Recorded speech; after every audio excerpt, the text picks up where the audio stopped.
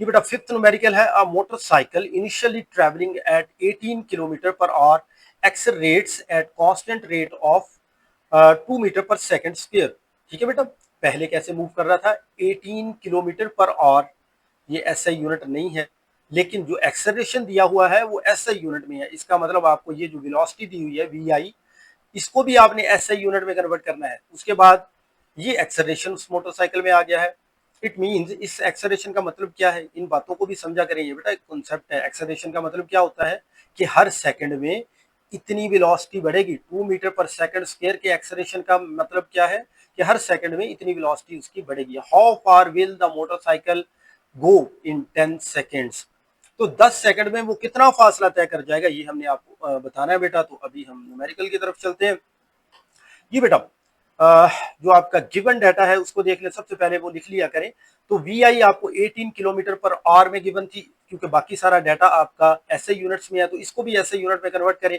Kilo को खत्म करेंगे तो 1000 आएगा, ये एक प्रीफिक्स है। किलो की वैल्यू होती है 1000, सिंपल किलो की जगह पे आपने 1000 लिख दिया। और पर आवर, पर का मतलब है कि ये बटे में है, ठीक है जी, ये -1 लिखा हुआ है ना, तो ये बटे में है। तो आर को आपने सेकंड्स में कन्वर्ट करना है, तो बेटा 60 मल्टीप्लाइड बाई 60 आ जाएगा। तो इनको जब आप सॉल्व करेंगे, इन सारे डाटा को जब आप सॉल्व करेंगे बेटा, तो ये आपका आंसर आएगा 5 मीटर पर सेकंड। ठीक है, ये इनिशियल वेलोसिटी आपकी एसआई यूनिट में बन चुकी है।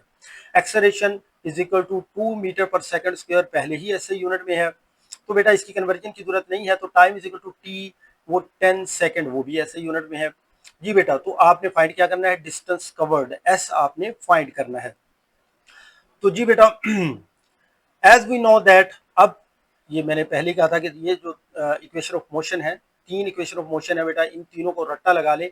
अब देखिए आपका जो गिवन डाटा है उसके मुताबिक आपको कौन सी सूट कर रही है, कौन सी यहाँ पे इस्तेमाल होगी कि सारा डाटा भी आपका इस्तेमाल हो।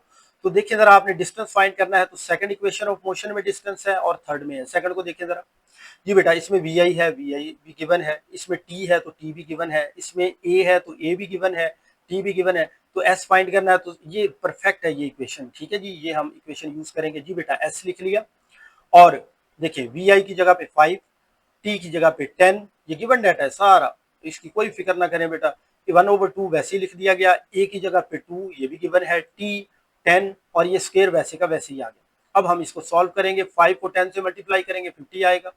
ये ये 2 और 2 कैंसिल हो जाएंगे बेटा, ये खत्म। और 10 का स्क्वायर करेंगे 100 आ जाएगा।